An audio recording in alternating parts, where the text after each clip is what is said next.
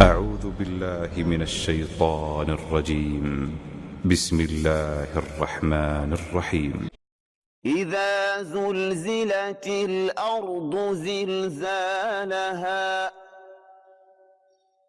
وأخرجت الأرض أثقالها وقال الإنسان ما لها يومئذ تحدث أخبارها بأن ربك أوحى لها